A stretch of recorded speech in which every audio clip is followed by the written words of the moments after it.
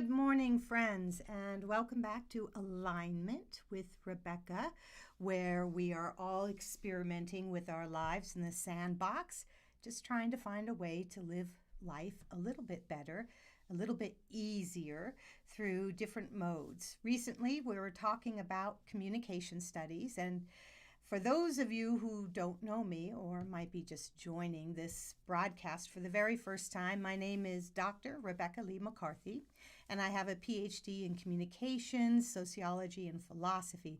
I've been teaching communication studies, ethics, philosophy, and theater for many, many years, and now I'm kind of branching out into the health, mind, body, health, and wellness movement with Ayurveda, which is a health and wellness program, if you will, going back over 5,000 years, specifically in India. That's where yoga comes from. That's where breathing techniques come from, such as pranayama. And of course, they have really specific ways in which we can eat and have emotional wellness. And all of this kind of comes back to the different topics I've been studying for most of my life. You'll be happy to know I kind of tamed down my Rosanna Adana hair. For those of you who don't know that reference, that goes back to Gilda Radner in the 1970s, I believe, Saturday Night Live. Great character, very, very funny. If you like SNL, take some time to Google Gilda Radner and take a look at her character. Her hair goes out to here. That's where my hair was this morning. I patted it down, made it nice. Sometimes that's why I end up showing up with braids or other modes to hold my hair back, which I'm going to have to do today because it's going to get up to 100 or 101 here in Salt Lake City, Utah. And I know those temperatures have been all over the place.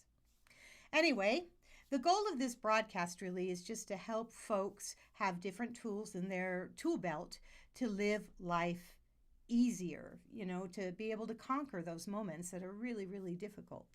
And yesterday we talked about the definition of what the hell communication is anyways. And just briefly, just to remind folks who were listening yesterday, communication really is a transactional process. That means we are constantly negotiating meaning between ourselves, or if we're speaking to ourselves, for example, or with others.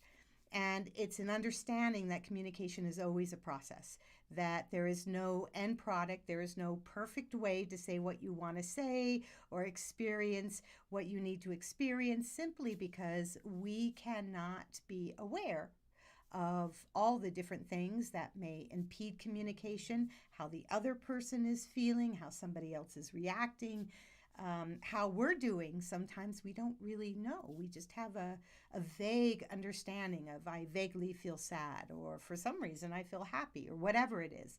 There are so many different elements to living life and communication that to think that you have it all tied down is going to be a huge mistake, because ultimately we don't expect problems when we do that, right? So it's important to remember that we're constantly communicating, that nonverbal communication takes literally up to 79 to 90% of our communication acts. We talked a little bit about that yesterday, but we'll talk about it more as we go forward. Today, I want to talk about noise in communication, which was also a topic I quickly touched upon when we discussed what communication is yesterday. And there are 4 different kinds of noises in communication. We have physical noise, we have physiological noise, that's noise coming from the body. We have semantic noise, that is confusion about language, and we also have psychological noise. So I decided to keep psychological noise for the end because we may not have time for it. It is a very large and I would say vital topic. And the other 3 kinds of noises are a little bit easier to understand. And the reason we need to understand noise in communication is because it really interferes with our ability to communicate well. But more importantly, it interferes with our ability to listen. And most of us are crappy listeners, man. We really, really are. And it's not that it's a bad reflection on you. It's like, oh, shit, I'm a crappy listener. I need to beat myself up. No, don't do that. You're not taught to listen. None of us are. I know very few people who are actually taught to listen. Listening is almost harder than communicating because we have to fight against all of these tendencies that we have been raised with in our particular culture. But I would say it goes all around. It doesn't matter what culture you are in, listening is difficult.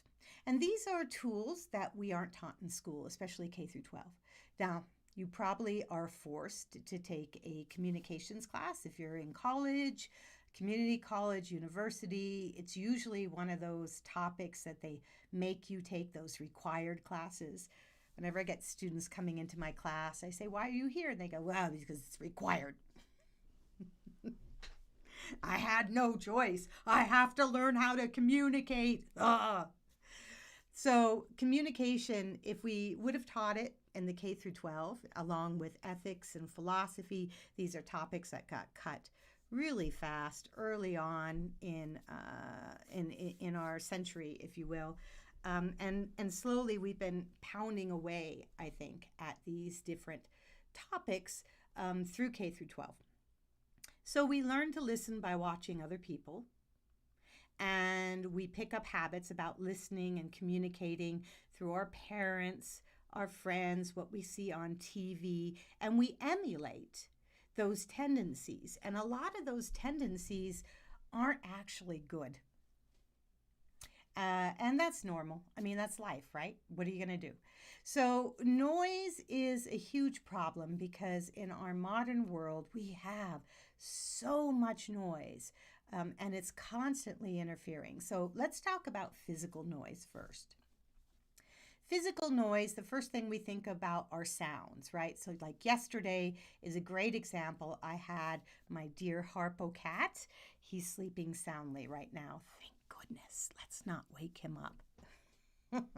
But yesterday he was howling outside of my door because he had just eaten. And after my cat eats, he tends to have a lot of physical noise, that's body noise, which makes him immediately want to play and interact. And if I'm not prepared to do that with him, he tends to howl.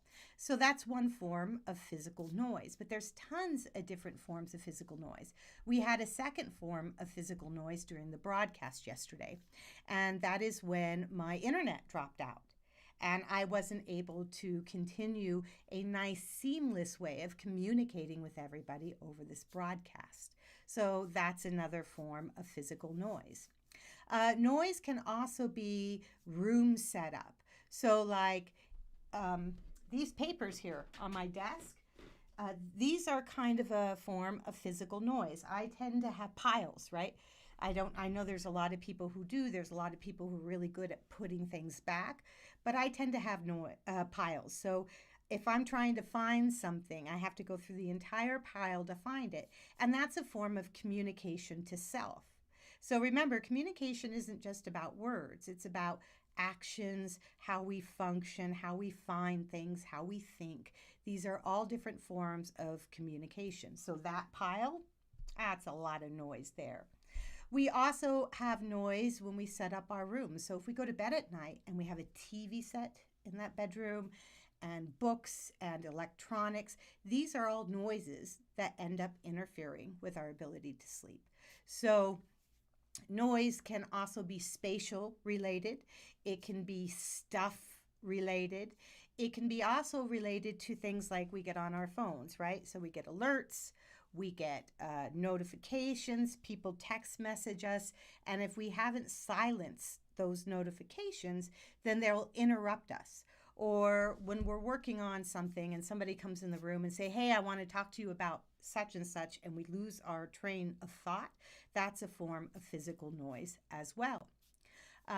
If somebody's not listening to you in a conversation and instead they're on their phone, they're going, "Oh, yeah, no, yeah, I totally see. Yeah. That's noise. That's a lot of noise. And we do this all the time. I've been in business meetings where two people were texting each other back and forth throughout the meeting. That's a form of noise because even though they're having a good time, those of us who see it actually happen, our attention is then distracted and we're not able to focus as well as we might need to focus. So our modern society gives us a lot of noise. I have my prop today, masks. This creates noise. This mask or any mask you are wearing, because it is loaded with psychological associations, the pandemic, social unrest, and so on and so forth, these become a form of noise as well. And they are physical also because it's difficult to understand what people are saying. So people sound muffled behind those masks, but they're also a form of psychological noise, as I just mentioned. But we'll talk about psychological noise a little later because it's a much larger topic. Information overload, that's a form of noise as well. So like when you go onto the computer and you're doing research and something shiny pops up or a notification or listen to this new song by whoever, and we move away from what we were doing originally, then we have been sucked into noise that doesn't allow us to communicate and focus well. And this is also a type of time sink, which is also a type of physical noise.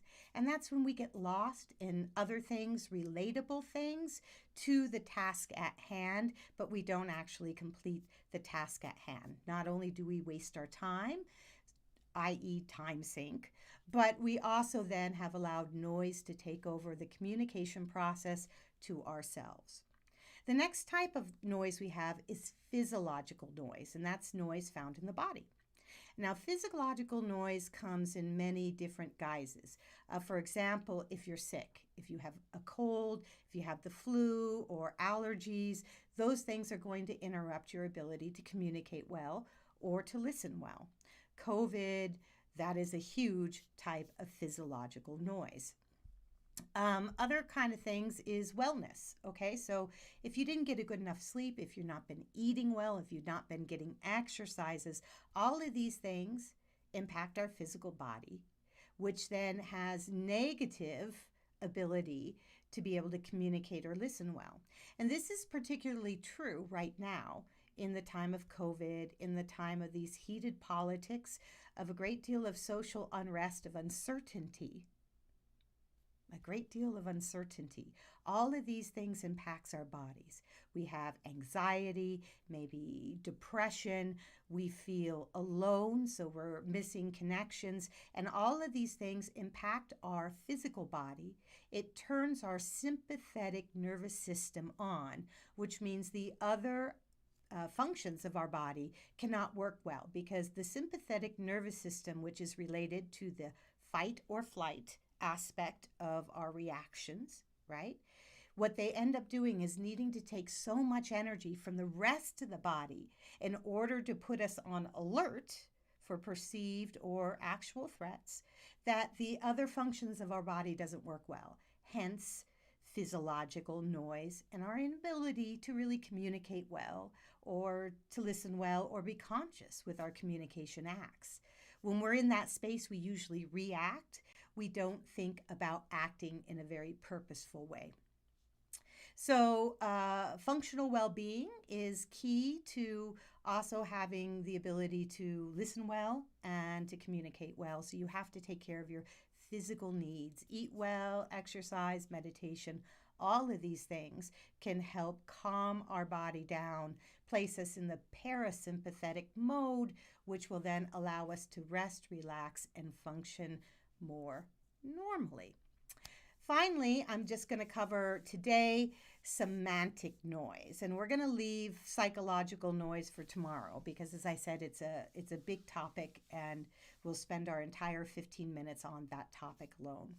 So semantic noise are language issues where we have a hard time understanding the information being given to us, or we're using language in such a way or communication techniques in such a way that they're confusing to another individual. So some general examples is jargon and professional language. So these are terrible. Sit down and read your new mortgage contract or any of the permissions and contracts that we sign with everybody that we have an app with, an application with Google, with our emails, or sign and agree to this agreement. Most of us don't do it because we know the language in the contract is going to be overwhelming. And of course, they go on for days, right? So this is a form of semantic noise. And unfortunately, some people use this noise in purposefully to confuse others. So sometimes we'll use this type of noise so that we can get a message out to a certain audience, but maybe not everybody. Maybe we only want 10% of the people we are talking to really understand what we're saying, and we want everybody else to bring meaning to themselves. In that case, we'll use and utilize semantic noise in order to make our point.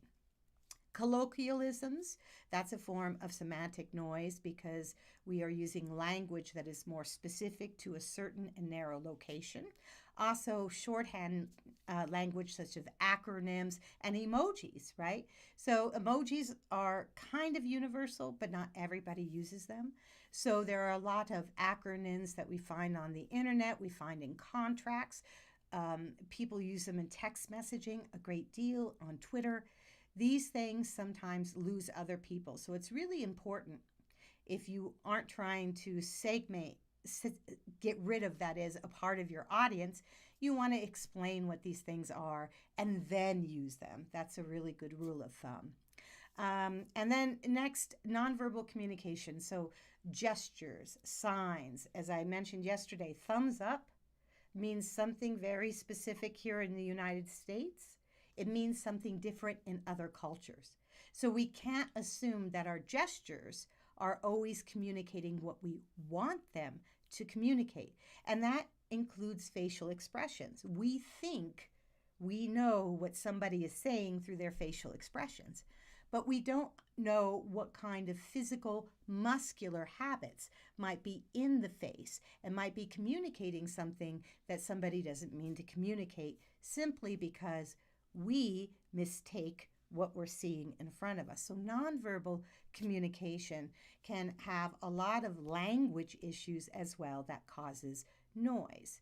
So you need to be very careful about the nonverbal communication you are giving out, as well as the verbal communication. And so that's it for our little talk about communication today. I hope this was helpful. I think just being able to notice how we communicate, what we are saying, what is the message that we are sending out to the world. Just knowing these little pieces of information can go a long way in helping us become more aligned with the people we are trying to reach out to, we are trying to communicate with. And so keep this in mind today. And we're going to follow this up with our short meditation. And I had a viewer on Facebook ask me what the hell does the meditations have to do with communication? Well, I'll tell you, I spoke about this earlier, I think, when I started this series, but you can't communicate well, and you can't really even align yourself to life well at all unless you are able to get yourself occasionally outside of the experience and be able to see it from a different point of view. Most of us get enmeshed in our emotional well-being. If we're angry, if we're happy, if we're sad, if we're pissed off, if we're anxious, we get caught in those emotions, and then we can't see past them.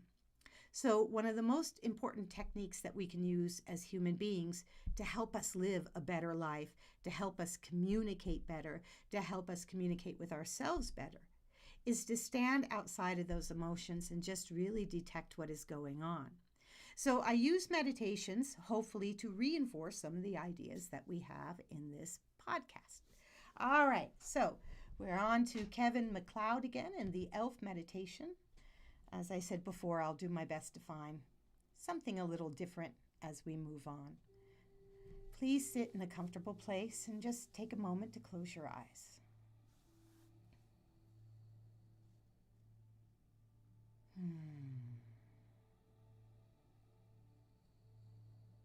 Terrific.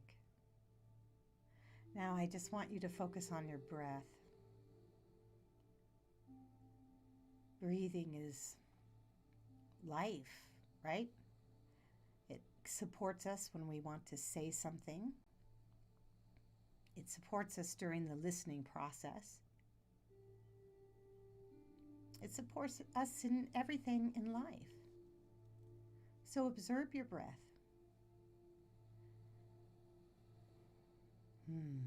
Feels good. I want you to take that breath deep down inside and feel it filling up your body cavity from the very bottom, the root of your body, your trunk, and then allow it to come up to the top. Use a count of 5 to inhale. Hold your breath for 1 or 2 counts, whatever is most comfortable for you. And then exhale for a count of 5. We'll take a few moments just to breathe.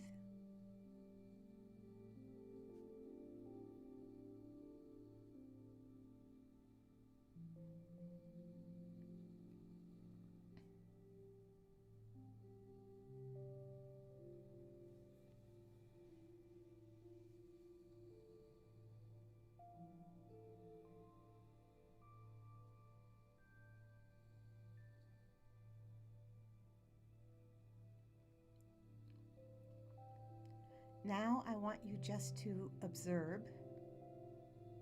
what you feel in your body. Are you tight somewhere?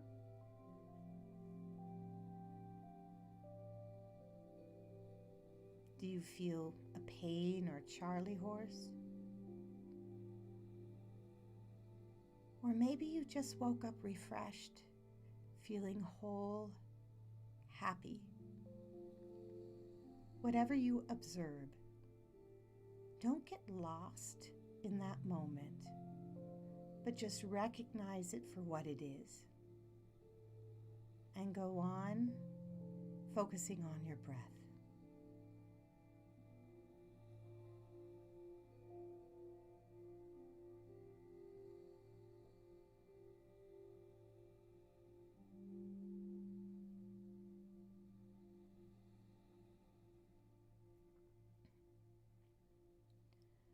As you focus on your breath, I want you to consider the type of noise that you experience most often.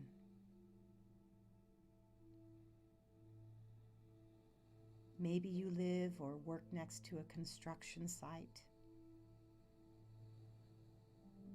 Maybe you have too many notifications or alerts on your phone.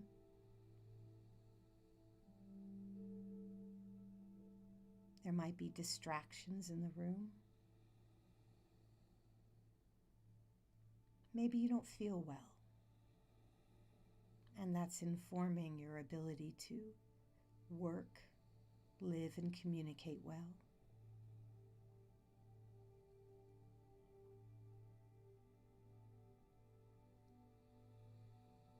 Maybe you're struggling with language, the language of technology, the language of politics, of emotions, social unrest, sadness.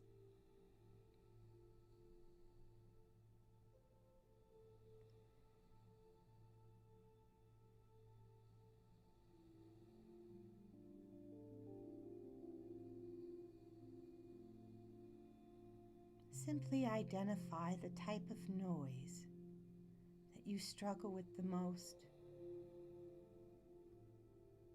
and create an intention today to observe the noise in your life. Have the intention to take out a piece of paper or a journal and just write down what type of noise tends to distract you the most and why. Don't judge it. We all have it. Just observe it.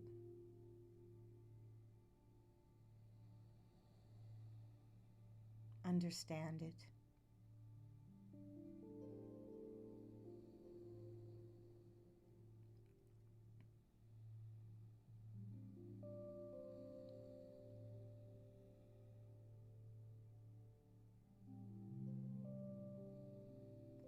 Our imaginations are powerful things.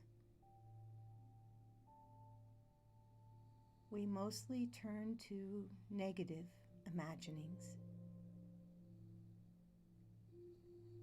Even when we are looking at things such as noise or how we become distracted,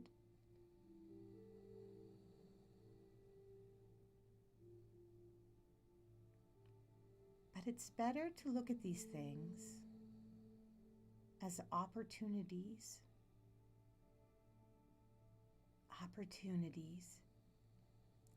to grow,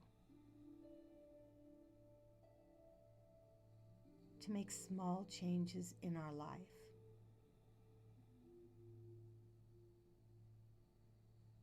To be there for others as we listen better, hold space for others, try to take ourselves out of the equation.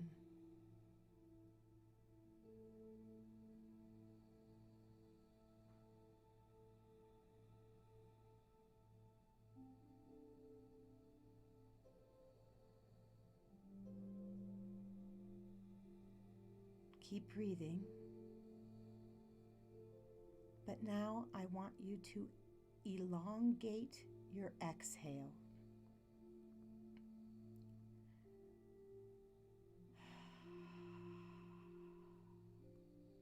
Breathe in through your nose for a count of 5.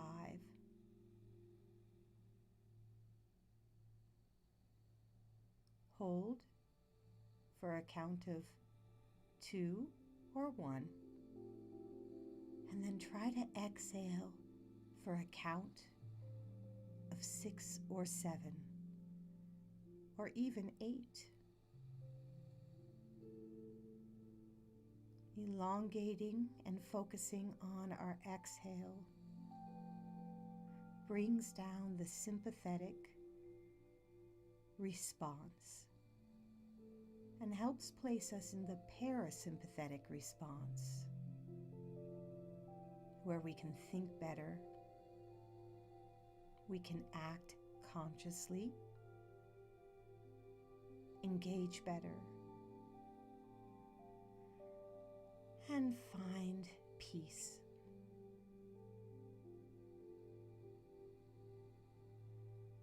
Let's take the next minute to just finish our breathing.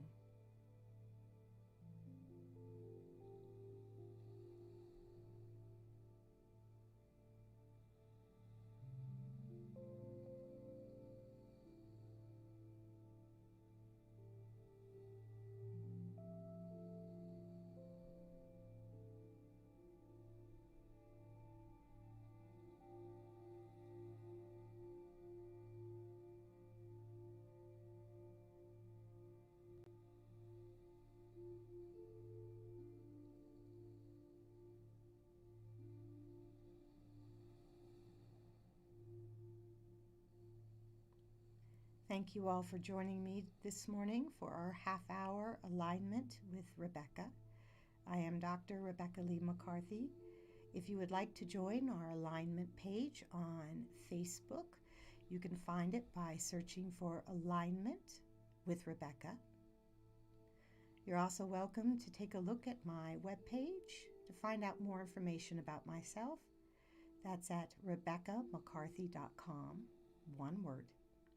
I'm also here and available on Twitter if you have any questions, as well as Facebook, Periscope, and other applications. Be well, communicate consciously and with care, and I hope you have a very beautiful day. Aloha and mahalo.